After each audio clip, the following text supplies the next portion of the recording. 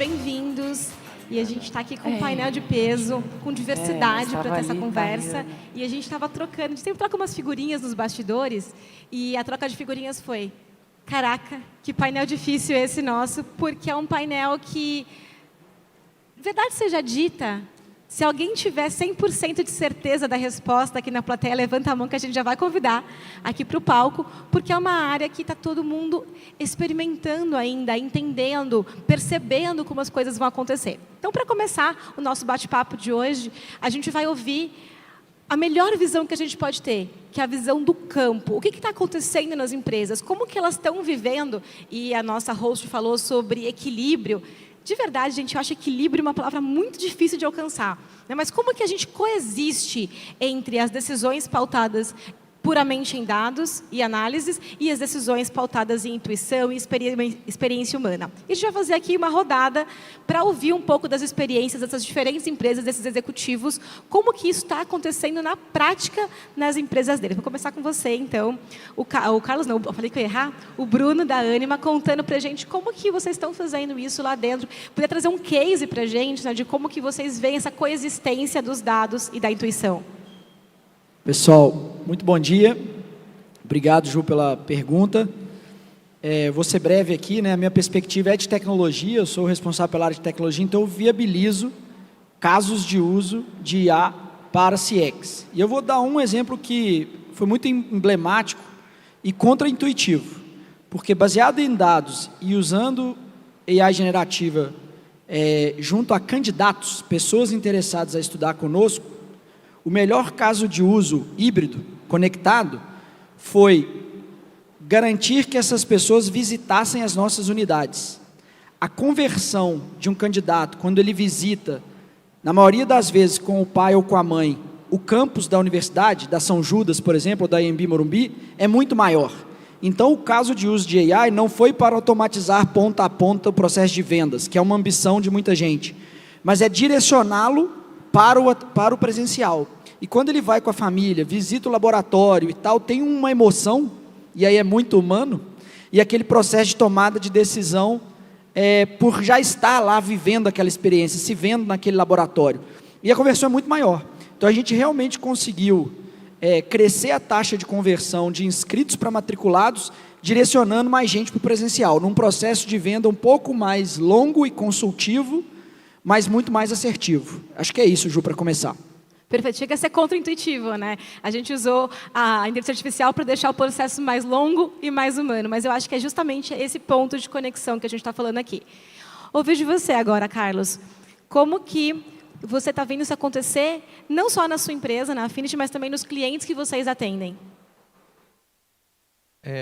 Eu acho que o interessante é que a gente é uma empresa de IA, a gente já está na segunda geração de produtos de IA, e a gente passou... Então, obviamente, a gente está ajudando as empresas, e os problemas que eu digo, acho que eles são basicamente os mesmos, né? A dificuldade em ter dados, a dificuldade em ter qualidade de dados, enfim, um pouco da dificuldade de a gente passar a gerir uma ferramenta mais sofisticada, exige, né, um ferramental mais... falar de probabilidades é um tabu dentro das empresas, a gente tem que falar em termos mais simples.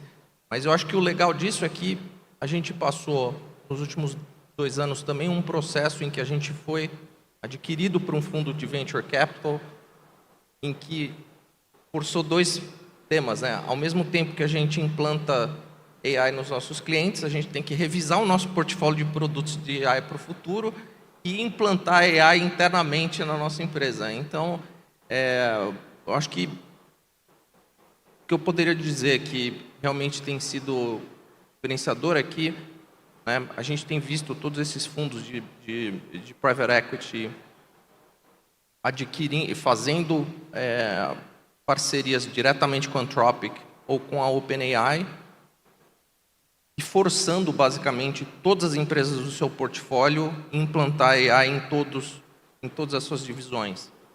A gente sofreu um pouco disso e eu acho que, diferente do desafio, né, de ter dados estruturados e tudo mais, eu acho que o racional por trás ele está sobre catapultar o capital humano nesse processo. Entende? Você ser mais do que só você quando você usa AI. Essa sua fala final corrobora um pouco do que a gente estava conversando antes, né? Do você ser mais do que só você. Eu vou guardar essa pergunta para a segunda rodada, mas eu vou deixar um seeding dela aqui no ar, que é, será que a gente não está usando, né, a IA até agora para a gente tentar mimicar a nossa própria linha de raciocínio, em vez de provocar uma linha de raciocínio diferente? Mas eu vou guardar essa pergunta para a gente não quebrar aqui o nosso painel. Então, agora eu vou ouvir da Carolina, como que vocês têm feito isso na PepsiCo? Como vocês têm integrado, né, a questão dos dados e da inteligência artificial junto com a intuição humana, a experiência de mercado dos executivos para tomar melhores decisões?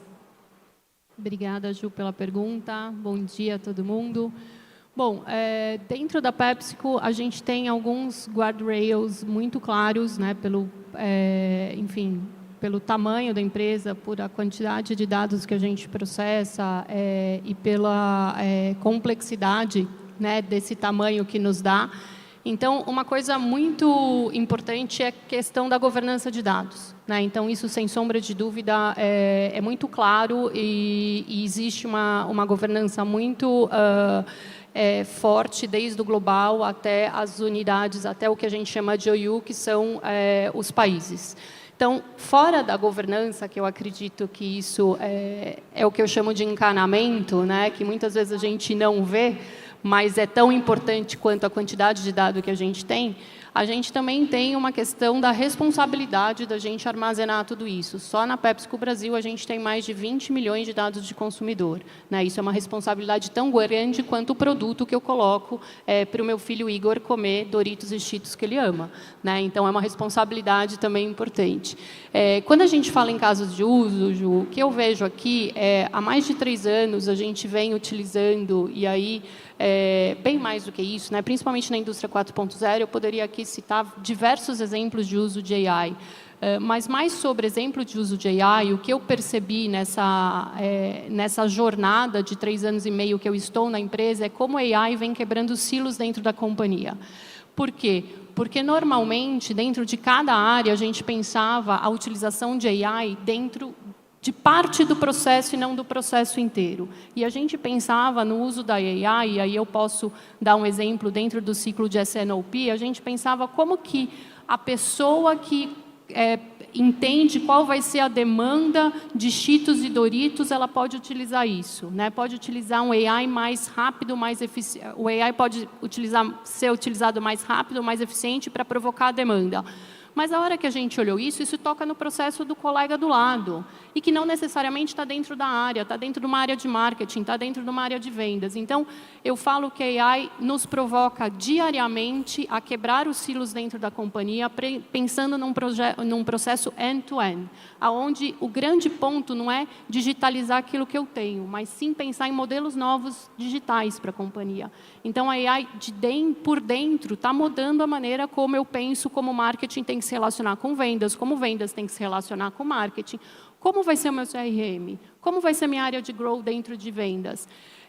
Então, essa é uma jornada, né, que não começou há 3 anos atrás, mas eu lidero essa jornada há 3 anos, e agora, nesse exato momento, vindo, inclusive, do South By do SXSW agora em março, para mim ficou uma mensagem muito clara, né, Ju? Não é sobre mais AI, a gente estava aqui, eu estava ouvindo a palestra anterior, é sobre o agente. Né? Então, agora a gente já começa uma discussão importante sobre agentes. Como é que o meu consumidor vai relacionar com as marcas? Como é que eu vou fazer com que o agente do meu consumidor entenda que eu sou uma marca relevante para ele? Isso dentro da área de marketing. E eu posso dar um exemplo dentro da área do jurídico.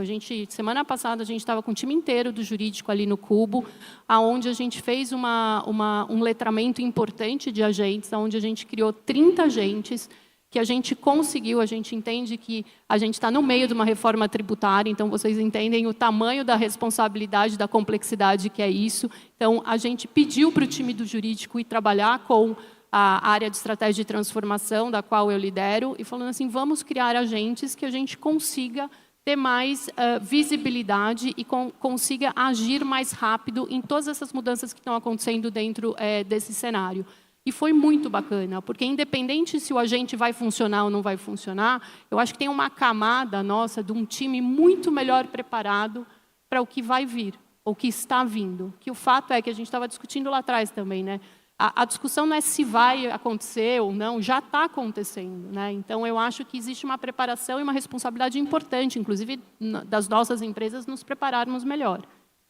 Perfeito. Acho que tem tantas camadas de insights na sua fala, né? Da gente olhar para essa questão de quebrar silos. Acho que qualquer empresa que provavelmente vive esse desafio, né, dos silos, da informação represada numa área que não chega na outra, e essa coisa do processo, né, end-to-end, de você conseguir ter uma informação que flui do começo ao fim, isso traz uma vantagem competitiva e ajuda a tomar decisões melhores, mesmo que sejam tomadas por humanos, mesmo que seja com a intuição ainda, né, você tem a informação muito mais organizada. Então, eu acho isso muito interessante. E esse exemplo do jurídico eu acho incrível, porque é isso, né? Tá nas empresas, mas também tá no consumidor. Como que essa conversa vai acontecer, né, entre o que a gente faz nas nossas empresas e o que o cliente está fazendo na casa dele, e esses agentes vão se interagir. Eu não tinha pensado nisso, e agora abriu toda uma nova casinha aqui de pensamento a partir disso. Agora a gente vai falar um pouquinho com a Tainá para saber como que a Nomad, que é uma empresa relativamente jovem, né, são 5 anos de mercado, já nasceu digital, usa, né, a inteligência artificial dentro do dia a dia das tomadas de decisões de vocês. Eu acho que vou trazer exemplos bem práticos, sair de uma complexidade, acho que falar de dia a dia mesmo. A gente usa em diversos processos, então, entrando aqui mais no lado de marketing, de growth, a gente usa desde para criação mesmo, de peças, criativos, e-mails, mas eu acho que vale falar bastante do lado prático, no sentido de temos uma série de regras jurídicas de compliance, porque somos uma empresa regulada. Então, quando a gente tem ideias mais fora da caixa, a gente passa por um agente de compliance para saber se aquilo ali pode seguir em frente ou não. Então, tem um primeiro filtro. E aí, muitas vezes, se a gente ainda acredita que deve passar por um outro filtro de, não, mas espera aí, eu quero ver se isso realmente não dá para ir um pouco além, sair um pouco da caixinha, a gente vai para uma discussão além, mas a gente já tem algo muito mais prático do que ter que passar tudo por um humano jurídico mesmo. Então, isso já resolve bastante o nosso dia a dia. Eu acho que esse é um exemplo bem prático. Falando de dados, a gente tem um volume absurdo de campanhas e de testes que a gente roda, né? Então, hoje, o que a gente dependia de uma análise muito tempo, de analistas realmente olhando, a gente roda isso basicamente usando AI para fazer essas análises. E esse é um caso claro onde a AI funciona muito bem, analisando uma quantidade de dados muito grande, muito complexa, e a gente consegue rodar muito mais testes dessa forma. Onde eu acho que a AI não vai tão bem na etapa de divergência e criativa. Então, a gente garante que temos processos para pensar ideias novas, de vamos entender os nossos consumidores, vamos entender os nossos clientes, e vamos ter ideias diferentes do que fazer, do que testar. Nesse momento, realmente, a nossa equipe pensa coisas muito diferentes. E aí eu acho que tem um exemplo muito legal, que foi a nossa campanha de marca com Will Smith, lá em meados de 2024, que eu acho que é algo que seria muito difícil que a AI trouxesse para a gente, esse insight de, poxa, o brasileiro ama o Will Smith, vamos fazer o Will Smith falar português em uma campanha, porque isso é algo cultural, isso é algo emocional, é um vínculo emocional do brasileiro com um personagem lá de trás, e isso você não vai conseguir trazer. E aí o resultado que isso gera de você ter uma campanha que sobe 8 pontos em brand awareness, que te entrega 540% de crescimento em acesso ao site, ao aplicativo, com 25% do orçamento do concorrente, você só prova com o dado depois, mas esse insight a AI não ia conseguir te trazer. Então, eu acho que traz esse contraponto do o que a AI é boa, do que os dados te trazem, porque ele é muito bom em histórico, mas ele não tem essa capacidade de prever o futuro. Perfeito. Acho que você descreveu assim a minha visão, né, muito claramente de aonde a gente ainda é muito humano, que é essa coisa de a sua ideia colidindo com a minha, colidindo com a dela, que vai criando uma ideia nova que não existia até então. Eu não sei quanto que a IA hoje já consegue colidir ideias para chegar num conceito totalmente novo e criativo. Então, acho que a gente ainda tem, né, um lugar humano aí, mas não sabemos muito bem aonde vamos chegar. Acho que isso puxa para o gancho do que eu falei, que eu ia voltar na discussão, né, do o quanto que a gente realmente usa a IA para expandir, né, a nossa forma de pensar, a nossa visão, o que a gente consegue enxergar, e o quanto a gente está usando ela para mimicar os nossos pensamentos ou fazer pequenas correções. Acho que é uma subutilização. E aí eu queria ouvir um pouquinho a sua perspectiva sobre isso. Eu acho que pelo cerne de como, se a gente colocar em perspectiva qual que é o cerne da tecnologia hoje, é uma tecnologia que leu textos que a humanidade criou numa quantidade gigantesca, né? A partir disso, acaba criando ali um core que você interage do ponto de vista de probabilidade, né? No passado, a gente olhava o Google, então, se você tem uma ideia, você procura uma ideia de forma determinística, uma ideia exatamente pronta, e o Google te traz um documento, certo? Essa tecnologia, ela faz o contrário, ela comprime o conhecimento do mundo e te permite agora abordar não mais de forma determinística.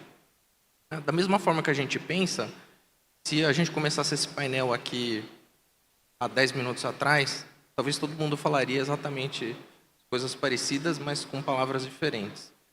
Então, esse é o nosso generativo do AI. Eu acho que, inclusive, o AI generativo pegou uma parte muito operacional sobre o breakthrough da tecnologia, né? Então, eu acho que essa capacidade da gente ir além do que a humanidade criou é o que, enfim, de fato, é a fonte de treinamento dele, certo? A inspiração dele treinar é onde a gente retroalimentou ele. Eu acho que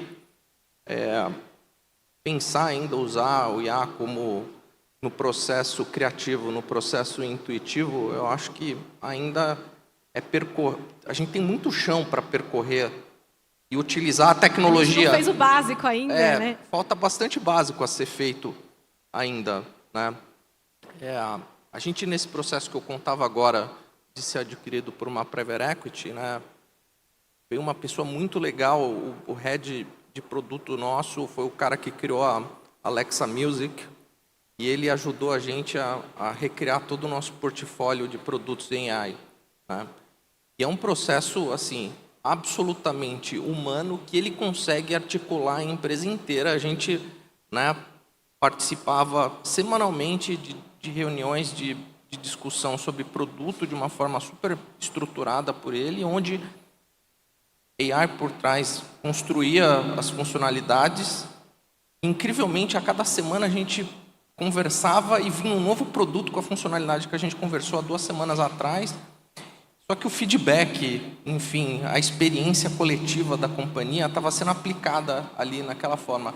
Isso, enfim, né, você trocar uma experiência de executivos de 30, 20 anos, não tem contexto suficiente em AI, texto suficiente que você coloque ele que consiga, né, absorver o que a gente absorveu durante 30 anos de 40 anos de vida. E tem uma camada de conhecimento que a gente tem, mas que ela não é totalmente acessível. Então, eu não consigo simplesmente fazer um download de tudo que eu sei e colocar no meu agente para que ele seja o meu cérebro ainda, né? Porque tem coisas que eu não sei que eu sei. Mas na hora que você me faz uma pergunta, aquilo vem e conecta e aquele conhecimento nasce. Então, eu acho que essa camada intuitiva que é muito difícil, Sim, né? Eu acho que ela põe em xeque a nossa capacidade de cognição. Porque agora, né, é uma ferramenta democrática, entende? Você precisa de uma conta no Google e para ter o acesso do conhecimento. Agora, como que você faz isso, né? A gente estava até agora há pouco conversando ali no café que, né, tem pesquisas que mostram que 80% das pessoas usam o ChatGPT ou o Claude para simplesmente reescrever o e-mail que elas escreveram para alguém. Então, enfim, já é talvez um déficit de capital humano na própria articulação das ideias, né, um uso muito básico, né, para isso. Então, eu acho que o caminho é longo até a gente dizer que o motivo para não adotar AI é porque ele tem uma capacidade intuitiva e de criatividade inferior à nossa. Eu acho que isso é mais um motivo para se manter na inércia e para enfim, não se engajar de forma profunda uma tecnologia que está transformando a gente. Perfeito. A gente falou muito sobre inovação, né? E nas entrelinhas do que a gente está falando aqui, eu vou pegar o case que você trouxe no comecinho do nosso painel, né? A gente entendeu que os alunos que iam ao campus fechavam mais, compravam mais aquele curso, aquela universidade. E vocês usaram a IA como ferramenta para levar. Mas como que vocês chegaram nesse insight? Foi através de dados? Foi através de observação? Porque eu tenho uma suspeita, né? Eu venho do design thinking, então por muito tempo eu fui aquela pessoa, todo mundo na sala, observando o cliente, pesquisa qualitativa. E eu tenho essa dificuldade hoje de ver aonde que a IA substitui uma quali, por exemplo. Na quant está óbvio, é dados, mas na quali que assim, eu percebi que ele ficou nervoso quando eu falei isso. Nossa, eu estou falando com você, mas aquele ali, na hora que eu falei, ele não fez o que eu achei que ele ia fazer, e você influenciou ela, e quando você me fala que faz uma coisa, mas quando eu estou te observando, você faz outra. Isso é muito humano, né? E é muito observação. E aí eu queria entender se nesse caso de vocês, foi observação ou foram dados que levaram a essa conclusão? Ju, esse caso que eu mencionei da conversão, ele foi baseado em dados. A gente tem um histórico de acompanhamento da conversão por canal, e todo aquele candidato que vai para a jornada de ir ao campus, especialmente os cursos de maior ticket, por exemplo, medicina, dificilmente espera-se que alguém decida cursar medicina por 6 anos, investindo entre 700 e 900 mil reais, porque o ticket de medicina está na casa de 9 mil, 10 mil, 11 mil reais, a depender de onde você estudar no Brasil. Então, é uma decisão de quase R$1 milhão. Então, essa decisão é um processo que ele precisa tocar, né? A medicina é um curso 100% presencial. Então, ele precisa ver os laboratórios que ele vai estudar, ele precisa conhecer alguns dos professores. Então, esse direcionamento, por isso que eu estou usando essa palavra de direcionar estes custos, esses tickets, para uma jornada que ele tenha contato e, por isso, ele decida mais rápido, foi baseado em dados. E aí, é claro, mas dados potencializando essa questão humana do, cara, eu estou ali junto com a minha família, eu estou me vendo ali estudando, eu estou conversando com o coordenador do curso, com o professor, ele emocionalmente fica mais, ele fica mais tendencioso a fechar, entendeu? Então, acho que a gente usou o melhor dos dois mundos. Perfeito, entendi. Eu vou jogar uma pergunta para as meninas agora, mas depois pode vir voltando para cá, porque eu acho que essa vai abrir discussão para todo mundo. A gente estava conversando lá atrás também sobre o quanto ainda é desafiador, muitas vezes para o cliente final e até para o usuário dentro das empresas, utilizar a tecnologia, porque hoje ainda ela depende da gente fazer boas perguntas, da gente saber qual informação que a gente quer extrair, da gente ter o mínimo de visão do que a gente quer construir. Principalmente quando a gente está num atendimento, por exemplo, né? E a gente estava brincando, quando eu acho que a IA não vai conseguir resolver, eu já começo a falar com o atendente. E eu queria entender um pouco como que no contexto de vocês têm trabalhado isso para que as pessoas consigam realmente fazer boas perguntas e extrair o melhor que as tecnologias podem trazer. Pode ser tanto do contexto interno da empresa, como também como vocês têm visto isso com os consumidores, quem tem mais linha de frente e contato com o consumidor. Vou começar lá com a Tayana para saber como que é na Nômade. Olha, eu posso falar mais no contexto até do time, assim. A gente tem falado, obviamente, muito sobre aumentar o uso de IA dentro da empresa. A gente tem um OKR direcionado para isso. E aí eu vejo muito no meu time uma questão de considerar a IA meio como uma salvadora e de querer terceirizar para a área de dados, enfim. A gente quer ter os agentes aqui que resolvam tudo. Vamos automatizar nossa criação de criativos de growth para a IA. E aí eu falo assim, tá, a gente já tem mapeado o nosso processo de criação de criativos? Vocês sabem todas as etapas pelas quais a gente passa, né? Qual que é o nosso direcionamento estratégico, criação de briefing, quando a gente vai criar para Facebook /Meta, como que a gente faz, quando a gente vai para Google, como que a gente faz, o que é um criativo vencedor, o que não é. E muitas vezes o time não tem essas respostas. E aí, assim, a gente acredita, estou falando a gente me incluindo, que é simplesmente, vai ter uma AI que vai resolver para mim. Não. Se eu não tenho as perguntas certas, se eu não tenho todo o mapeamento do que é um bom criativo, eu não vou conseguir ter uma AI que me entregue isso, né? Qual que são os múltiplos agentes, como que eles se conectam. Então, assim, eu estou fazendo um trabalho com o time de educação, porque é construção de software, querendo ou não.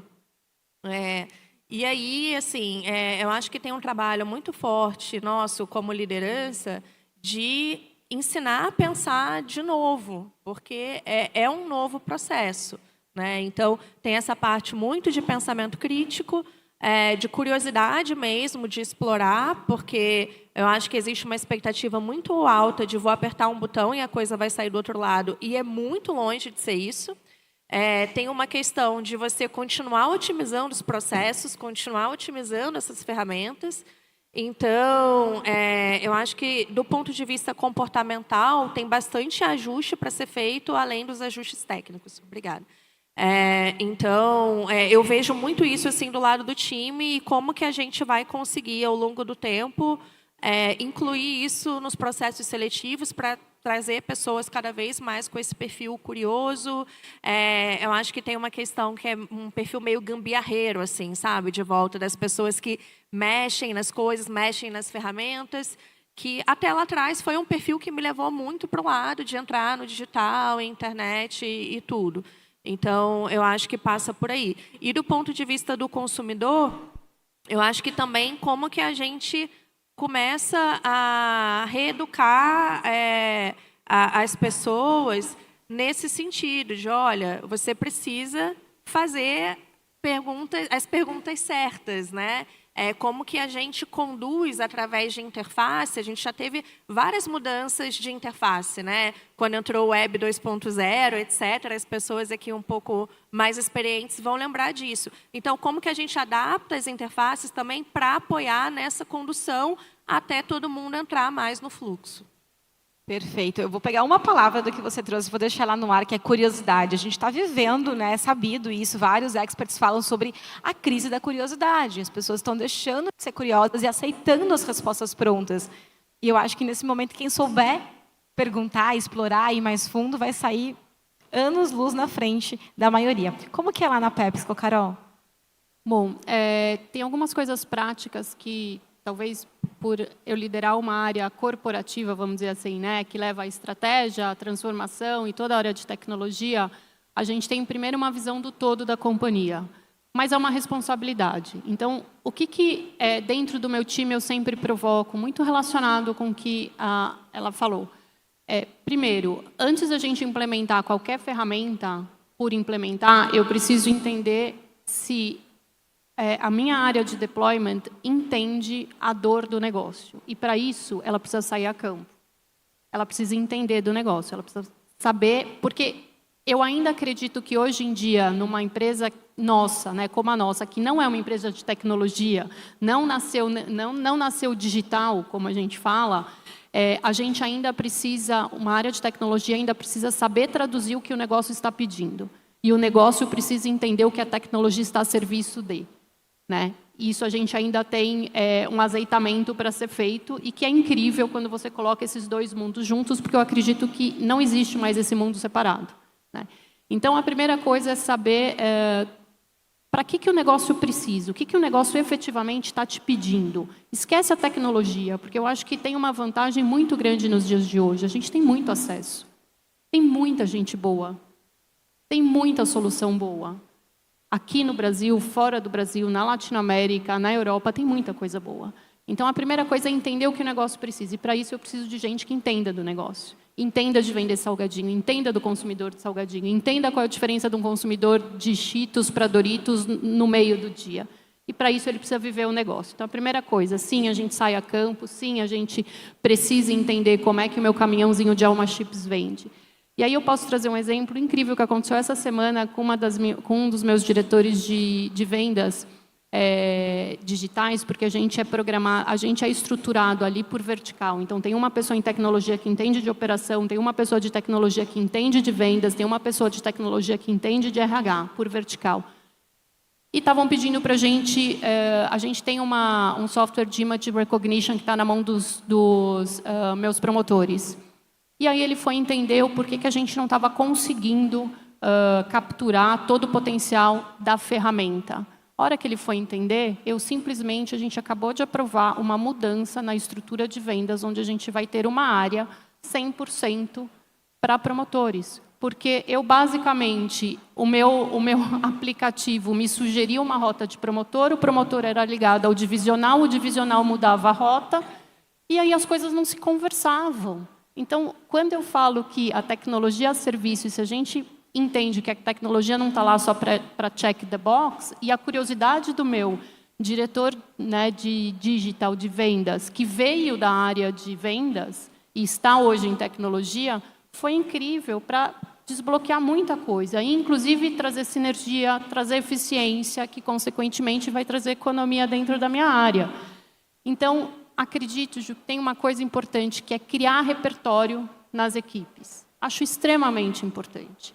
Eventos como esse criam repertório, trocas como essa criam repertório, você ir para fóruns externos cria repertório, aproveitar dos parceiros que a gente tem, cria repertório dentro da equipe, e criar, óbvio, um ambiente seguro, e eu sei que a gente cansa de falar sobre isso, onde as pessoas possam fazer as perguntas, como o meu filho de 7 anos faz, e não serem julgadas por isso. Então, criação de repertório, para mim, gera criatividade, gera troca, e eu acho que isso é importante. Agora, entender do negócio no pulso, e não somente eu quero implementar uma tecnologia, faz muita diferença. E conecta total com o que a Tayana estava falando, porque repertório nasce de curiosidade. Se eu não estou curioso, se eu aceito toda a resposta que vem para mim como a única resposta certa, eu não vou explorar. E você foi falando, e eu fui lembrando de um conceito que acho que a maioria talvez conheça aqui, mas ele foi o primeiro conceito que eu aprendi quando eu fui aprender sobre design de produto, que era job to be done. Qual é o trabalho a ser realizado por aquela solução? E às vezes a gente esquece do óbvio, né, do que está lá na raiz. Qual que é o trabalho que a gente quer fazer? Qual que é o problema que existe aqui que a gente quer resolver? E eu tenho visto isso acontecendo muitas vezes de as pessoas, como você também trouxe, Tainá. Eu quero uma solução. Para quê? Eu não sei qual que é o problema. Eu só quero essa solução porque ela está hypada, porque todo mundo falando dela, porque todo mundo está usando essa tecnologia e tem que ter aqui. Mas para resolver qual o problema? Senão, pode ser a melhor solução, tecnologia, frase clichê, eu vou alertar antes, né? Tecnologia meio, tecnologia, pelo menos não nas nossas empresas, é fim, né? Então, acho que faz muito sentido isso que você falou. Vamos vir para o lado dos meninos aqui agora, ouvir um pouquinho como que está a experiência de vocês nesse contexto, né? De fazer as boas perguntas, de saber usar a IA da melhor forma e tanto, no seu caso, talvez, dos seus clientes, né? Será que eles sabem para que eles estão contratando, estão conseguindo usar as ferramentas? Talvez, no seu caso, dos alunos, né? O cliente final. Se vocês puderem compartilhar um pouquinho. Começar pelo Carlos. Eu acho que só pegando aqui o gancho do que a Carolina falou, eu acho que cada vez mais a execução, né, a IA permite que a execução vá sendo se comprimida a tempos menores, menores e menores, né? A gente vê apps como a Lovable, por exemplo, que são absolutamente incríveis. Então, se a gente fizer um exercício assim, utópico, de que tudo que a gente queira fazer em tecnologia, ela ocorra instantaneamente, sobra a nossa capacidade de articular ideias complexas e novas. É isso, né? Obrigada, gente. Acabou o painel. Porque acho que esse é o cerne do que a gente está discutindo aqui, né? Porque a gente está partindo de um momento que da premissa de que tudo é possível. O que você precisa, né? Gente, eu sou uma pessoa mais experiente, como você falou, que a gente fazia sessão de design thinking e o resultado do aplicativo era um draft no papel. E aí o meu consumidor ia lá interagir com aquilo e ele mudava a telinha arrastando um papel. E a gente ia entendendo o comportamento dele no papel, na interação, na simulação. E agora a gente faz uma sessão, né, de design de produto, em minutos você tem um mock-up ali, um MVP funcional para a pessoa testar. Então, realmente, o que você trouxe é verdade. Qualquer coisa é possível. Mas o que a gente quer criar para resolver qual o problema, né? Ju, aí assim... Acho que enquanto a Carol falava, acho que ficou um pouco mais clara a questão da estratégia conectada com transformação e tecnologia. Acho que essa é uma esteira muito poderosa. Esse é um arranjo organizacional muito poderoso, porque ele ele parte da estratégia até a capacidade de tecnologia executar. Então, assegura que o job to be done, ele está conectado com a estratégia, ele se desdobra de uma maneira mais organizada. Mas indo para o campo, né, que é o que você nos desafiou aqui, assim, seja no Lovable ou em ferramentas análogas, o PowerPoint, ele virou um HTML nas reuniões, concorda? Então, o sujeito não leva mais a pessoa responsável não leva mais um PowerPoint, mas ele leva um HTML de um protótipo, né? Ele fala assim, cara, eu fiz no Lovable, olha que legal, tal, você clica aqui e tudo mais. Mas tem um abismo enorme, assim como tinha também no PowerPoint, e agora no HTML, né? Entre aquele sonho e realmente o done, assim, o feito, né? Tá mais claro o ponto de partida, eu acho que a especificação, né, o escopo, ele vai ficando mais claro mais cedo pela capacidade de prototipar, bem realista, né? No entanto, segue sendo muito necessário o exemplo que a Carol deu de levar o time em algum lugar, dar espaço para que ele se engaje. Então, o engajamento das pessoas segue sendo fundamental. Negociação, a questão humana. Dentro de casa, todo mundo aqui tem pessoas que são ávidas pela inovação, tem pessoas mais refratárias.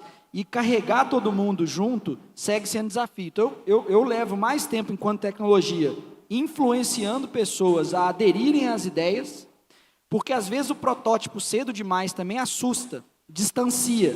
Porque o futuro não pode ser cada um com a sua licença do Lovable, fazendo sozinho um protótipo. Porque senão você vai entrar na reunião com cada um com o seu protótipo. E aí, onde que teve a inteligência coletiva da empresa? Por que justifica uma empresa com tantas pessoas se agora está cada um fazendo na sua licença? Então, acho que, no final, mais tecnologia, toda essa abundância que o Carlos colocou aqui, no fundo, está exigindo mais articulação humana dentro das empresas, para fazer essa tecnologia não assustar e, muito pelo contrário, acelerar realmente. Acho que se eu fosse tirar uma conclusão do que eu ouvi vocês falando aqui, é que está ficando mais exigente para a gente. Nós temos que ficar mais inteligentes, mais capazes de criar conexão, mais curiosos, com mais repertório, para conseguirmos lidar com uma ferramenta tão potente, porque ela é uma ferramenta para o que a gente quer construir. A gente está chegando aqui perto do final, e agora é um passadão mesmo, assim, meio Marília Gabriela, né, de uma palavra, mas um recadinho final que vocês tenham, né? No final do dia a gente entendeu que não é sobre o equilíbrio, é sobre entender os papéis, sobre potencializar, mas qual seria o recado de vocês final sobre o equilíbrio entre o uso de dados e o uso da intuição humana? Vou começar aqui pelo Bruno e a gente faz um passadão até a Tainá. Então, Ju, quero só agradecer, ceder a palavra aqui para os colegas e dizer que é um prazer estar aqui num evento de CX, me ver como um profissional de CX, mesmo tendo origem em tecnologia. Obrigado. Eu acho que, para mim, o que fica também dessa conversa é que uma das nossas maiores capacidades, eu acho que é a curiosidade intelectual, né? E o que IA permite hoje para a gente é quase que, se a gente conseguisse parar o mundo hoje, ter todo o conhecimento ao nosso favor, a gente tomaria decisões melhores. E é meio que isso ele vem permitindo. Agora, acho que só depende da gente ser curioso intelectualmente para, né, querer aprender sobre mais. Bom, Ju, eu acho que o que fica para mim, inclusive dentro das discussões que a gente tem interna, é que sim, o conhecimento está vasto e cheio. A gente saber separar o som do ruído muito claramente. E uma das coisas que me tira o sono constantemente é o como a gente vai, como marca, a gente vai se relacionar com os agentes que vários de nós aqui dentro da sala já está tentando construir. E aí essa camada de intuição, como é que fica? Como é que eu vou modular isso, né, para minha marca se relacionar com vocês? Eu vi uma frase num evento recente que dizia: senso comum não é estratégia. E eu acho que o que a AI traz muito para a gente é esse senso comum, né? Porque é esse aglomerado dessa infinidade de dados que existe. Então, o que eu acho que vale muito para todos nós é como a gente aproveita o mais rápido possível a IA para usar esses dados para acelerar as decisões que podem ser baseadas em dados e liberar tempo do nosso time para a gente ser mais criativo, para a gente incentivar o melhor uso dessa intuição, dessa experiência acumulada, para a gente ter resultados mais expressivos. Porque se a gente for só no que está lá básico para todo mundo, as estratégias vão se convergir, porque todo mundo tem acesso às mesmas coisas. Acho que esse é o melhor que a gente pode fazer nesse momento, enquanto a gente transiciona, né? Enquanto a gente está nessa transição. É isso, gente. Muito obrigada. Foi um prazer estar aqui com vocês. O recadinho final é: mantenham-se curiosos, construindo o repertório, porque a IA está aí, ela vai influenciar nas decisões, mas no final do dia quem faz as boas perguntas somos nós. Obrigada.